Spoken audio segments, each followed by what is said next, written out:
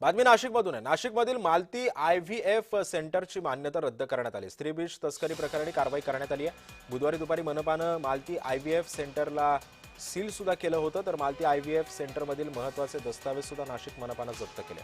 दरम्यान surrogacy agent असलेला doctor Amol Patil Thane पोलिसांच्या अटकेत आहे। स्त्रीबीज तस्करीचे आंतरराष्ट्रीय रॅकेट असण्याची सुद्धा शक्यता आहे। बदलापूरमध्ये स्त्रीबीज तस्करीचं प्रकरण आलं होतं तेव्हा अनेक भागातून पोलिसांनी तपास सुद्धा सुरू केलेला होता। बदलापूर येथील अवैध स्त्रीबीज विक्री प्रकरणी डॉक्टर अमोल पाटील याला नाशिकमधून ताब्यात घेण्यात आलेलं आहे।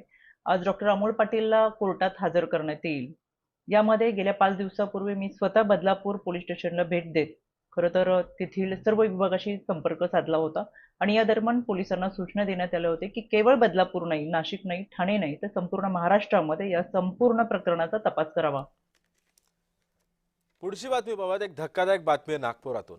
दूध उकळताच दुधाचा रबरासारखा गोळा आलेला आहे। भेसळयुक्त दुधाचा आणखी एक धक्कादायक प्रकार उघडकीस आलेला आहे। शिरपूर तालुक्यातल्या खर्दे गावातली ही घटना आहे। स्थानिक नागरिक आशाबाई बोरसेंनी खरेदी हे दूध केलं होतं। शिरपूर शहरामध्ये यापूर्वी सुद्धा ही घटना घडली होती। भेसळयुक्त दुधाची गंभीर घटना